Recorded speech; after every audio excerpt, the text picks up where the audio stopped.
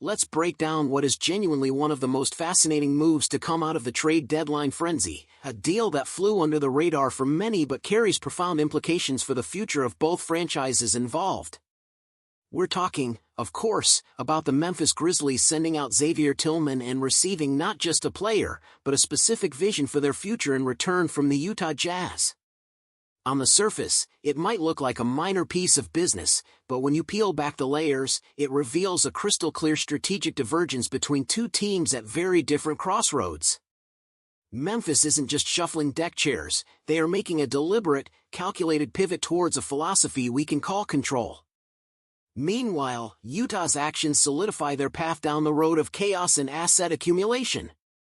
This trade is the perfect case study in modern NBA team building. The centerpiece coming to Memphis, the element that defines this control philosophy, is Jarace Walker.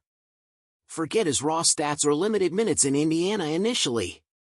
What you're getting here is a player whose college profile and foundational skills scream high floor, high IQ contributor. Walker was drafted as a connective tissue player, a defensive-minded forward with incredible instincts, size, and passing vision. He's the type of player who may never be a number one option, but he's the kind of player championship-caliber teams desperately need filling out their rotation. He's a defensive Swiss Army knife who can guard multiple positions, make the right read in short rolls, and doesn't need the ball to impact winning. For a Grizzlies team built around the heliocentric brilliance of Ja Morant, the shot creation of Desmond Bane, and the rim protection of Jaren Jackson Jr., Walker is the ideal complementary piece. He's the glue that can tie the star power together without demanding touches or compromising the system. This is where the Grizzlies' master plan comes into focus.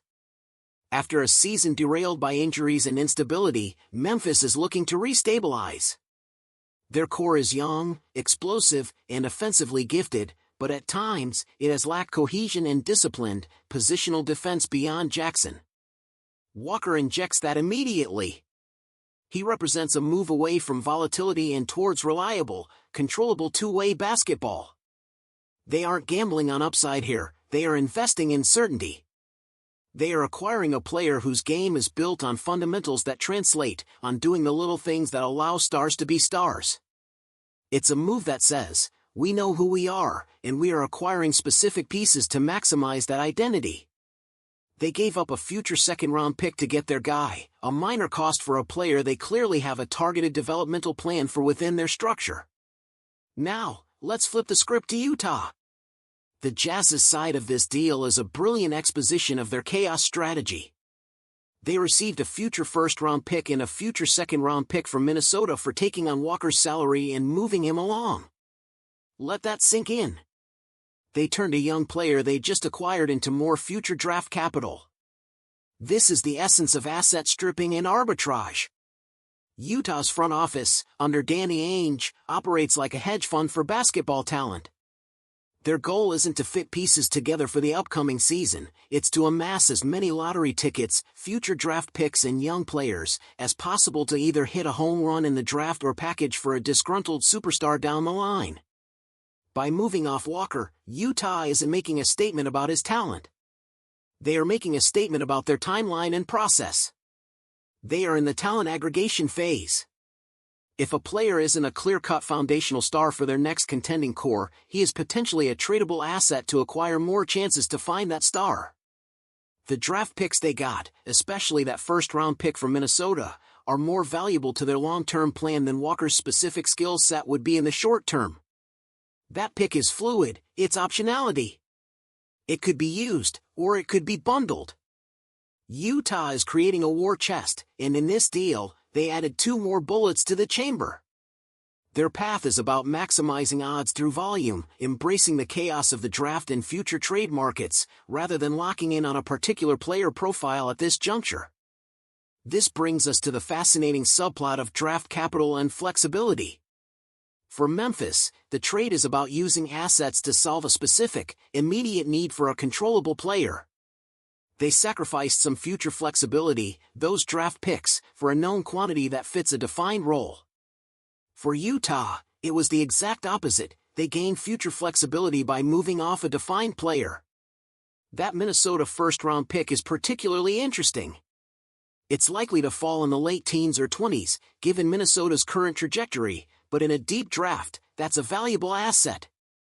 Utah now has an embarrassment of such picks, giving them the power to move up in drafts, take swings on high upside prospects, or remain patient and develop a deep roster. The contrast couldn't be starker. One team is narrowing its focus, honing its roster with precision. The other is widening its net, collecting resources with relentless breadth. Memphis is building a coherent puzzle where every piece has a designated place. Utah is collecting a mountain of puzzle pieces from different boxes, confident that eventually, they'll have enough to complete a masterpiece, even if they have to force some pieces to fit or trade others away. Both strategies are valid, but they exist on opposite ends of the team-building spectrum. When you project this forward, the implications are massive. For the Grizzlies, inserting Jarace Walker into a lineup with a healthy Morant, Bane, and Jackson creates a frightening blend of athleticism, shooting, defense, and basketball intelligence. Walker can be the defensive stabilizer, the secondary playmaker, and the low-usage finisher that allows the Stars to operate with more space and freedom. He's the archetype of the modern role player, and Memphis identified him as their missing link. His development will be one of the key subplots of their return to contention next season. For the Jazz, the road is longer but potentially richer in superstar payoff. They have positioned themselves as the ultimate swing-for-the-fences team in the coming years. With a core of Lauri Markkanen and a treasure trove of picks, they can wait for the next star to demand a trade and put together the most compelling package. Or, they can use their own high draft position combined with these additional picks to move up and select a prospect they covet. The chaos strategy requires patience and a high tolerance for uncertainty, but the potential reward is a championship-level duo built almost entirely from scratch through savvy asset management. In the end, this trade wasn't about the players moving on the day. Xavier Tillman is a solid rotation piece, but he was expendable for Memphis's new vision. This trade was about philosophies. Memphis paid a price in future assets to bring in a player who represents control, stability, and a perfect fit. Utah happily collected those future assets, adding to their chaotic but potentially revolutionary pile of draft capital, embodying a belief in optionality over immediate fit. It's a deal where both teams can legitimately feel they won, because both teams executed a perfect move according to their own, radically different, blueprint for the future. The Grizzlies got their glue guy. The Jazz got more bullets. And the rest of the league got a masterclass in divergent team-building strategies.